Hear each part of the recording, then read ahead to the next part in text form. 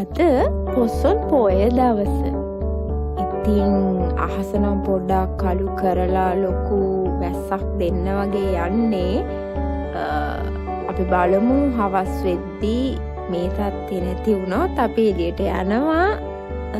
පොසොන් පෝයට කොහොමද වටපිටාව හැඩවෙලා තියෙන්නේ කියලා බලන්න. ඔන්න අද පොසොන් දවසේත් අපි දන්සල් වදින්න ආවා. මුලින්ම අපිට මහරගම පැත්තට එද්දී හම්බුණා බත් දන්සලක්. සාමාන්‍යයෙන් පොලිමක් තියෙනවා. නමුත් අපි මෙතන නවතින්නේ. අපි ඉස්සරහට යනවා. දැන් අපි මේ ඉන්නේ බෙල්ලම්විල රජ මහා විහාරයේ ඉස්සරහා. ඉතින් මේ පන්සල ඇත්තටම ලංකාවේ ගොඩාක් ප්‍රසිද්ධ පන්සලක්.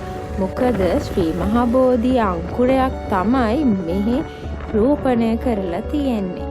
බෙල්ලම්විල පන්සල පහ වෙනවත් එක්කම අපිට හම්බෙනවා ලස්සන උද්‍යානයක්. ඉතින් මේකත් බෙල්ලම්විල පාක් එක කියලා තමයි ගොඩක් ප්‍රසිද්ධ. ලස්සන වේරැස් ගඟත් එක්ක තමයි මේ උද්‍යානය පිහිටලා තියෙන්නේ. ඔයාලගේ වෙහෙසකර දවස නිවා ගන්න ඉතින් මෙතනට ඇවිල්ලා ආදරණීයන් එක්ක පොඩි විවේකයක් ගත කරන්නත් පුළුවන්. නිවාඩු දවසක් නිසා මෙතන අද ටිකක් සෙනග හිටියා. මෙතන ෆුට් සයිකල් එහෙම තියෙනවා. ඉතින් ඔයාලට පැයකට ඒ අදාළ මුදල ගෙවලා ඒවත් එක්ක විනෝද වෙන්නත් පුළුවන්. බෙල්ලම්විල පාක් එක පහ වෙනවත් එක්කම අපිට හම්බුණා ලස්සන්ට බල්බ් වලින් සරසලා නිර්මාණය කරපු වෙසක් කූඩුවක්. ඉතින් හරිම ලස්සනයි. ලස්සන කැටයම් ටිකක් ඒ වෙසක් කූඩුවේ තිබ්බා.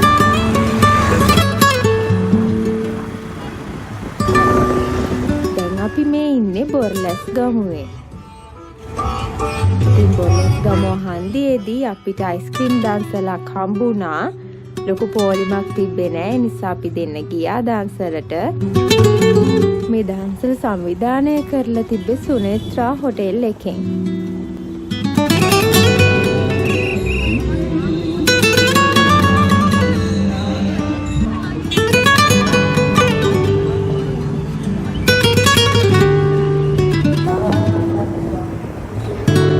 ගම හන්දිය පාස් කරලා තව ටිකක් ඉස්සරහට යද්දී අපිට හම්බුණා පාන් දන්සල. මේ දන්සල සංවිධානය කරලා තිබ්බේ ඒ පාරේ තිබ්බ පෙර පාසලක් මගින්.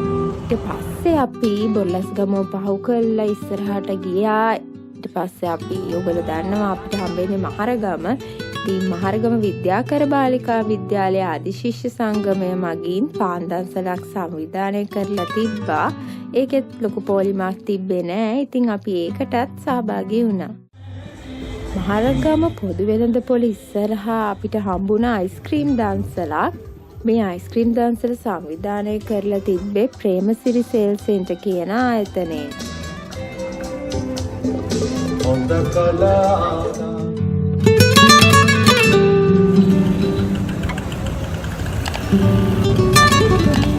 මහරගම පබ්ලික් ෆෙයා එක ළඟ අපිට හම්බුණා බත් දන්සලක්.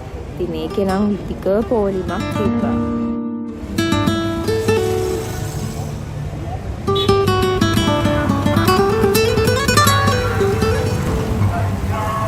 ඊට පස්සේ මහරගම පාරේ මුගේගොඩ පැත්තට යද්දී ලේඩි ජේ එක හරිම ලස්සනට සරසලා තිනවා අපි දැක්කා. නාවින්න DSI ආයතනය මගින් නූඩල්ස් දන්සලක් සංවිධානය කරලා තිබ්බා. ඉතින් ඒකටත් අපි සහභාගී වුණා. ඇත්තටම මේක කියන්න ඕනේ හරිම පිරිසිදුව හරිම පිළිවෙලට සංවිධානය කරලා තිබුණා. කිසිම කලබලයක් නැතුව එන සියලුම දෙනාට නූඩල්ස් කාලා යන්න පහසුකම් දාලා තිබුණා. පොසොන් පෝය අපිට වැදගත් වෙන්නේ ශ්‍රී ලංකාවට බුදු දහම ලැබුණු නිසා.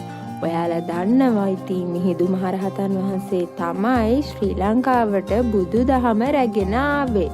ඉතින් ඒ දවස සිහි කරන්න තමයි විශේෂ පෝයක් විදිහට අපි අද දවස සමරන්නේ.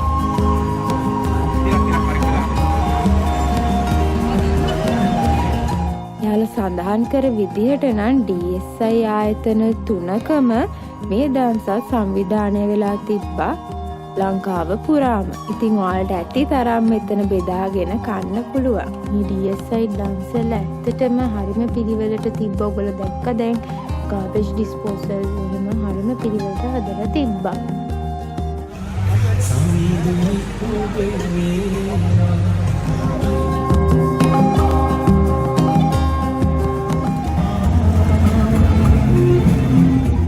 ඊට පස්සේ තවත් ඉස්සරහට යද්දී අපිට හම්බුණා 11 Stars ක්‍රීඩා සමාජයෙන් සංවිධානය කරපු අයිස්ක්‍රීම් දන්සල. පොසොන් පොය දවස වුණත් ඇත්තටම පාරේ ලොකු සෙනගක් නම් හිටියේ නෑ මේ දවසේ. ඔන්න ඊට පස්සේ අපිට හම්බුණා සුප් දන්සලා.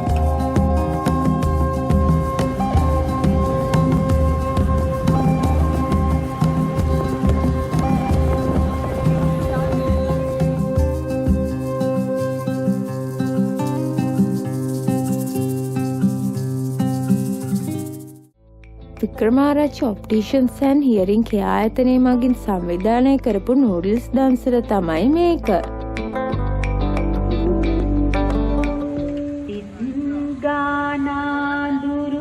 ඊට පස්සේ ගම් සභාහන්දියට කිට්ටු වෙන්න අපිට හම්බුණා LOLC ආයතනය මගින් සංවිධානය කරපු සීනි සම්බල් බනිස් දන්සලක්.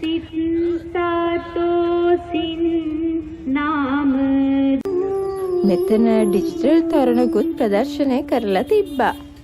ශාන්ත ශ්‍රීය හිවත්. ඉතින් එතනදී ලොකු වැස්සක් ඇදගෙන වැටුණා. අපිට සිද්ධ වුණා පාර අයින්ට වෙලා පොඩක් වැස්ස පායනකන් ඉන්න. ඊට පස්සේ Nugegoda scent Joseph girls school එකෙන් කරපු ලස්සන මිහින්තල අනුරුව තමයි මේ තියෙන්නේ. වැස්ස ආපහු ටිකක් වැඩි වුණ නිසා අපි ෆ්ලයිಓවර් එක යටට වෙලා ටිකක් වෙලා හිටියා. හැබැයි එතනදී පොඩක් අපි දෙන්නව දෙමුණා. ඉතින් ඒ තමයි අපි පොසොන් දවසේ පොසොන් අසිරිය නරඹපු හැටි. ඉතින් තවත් වීඩියෝ එකකින් හම්බෙමු. Stay tuned with us. Bye bye.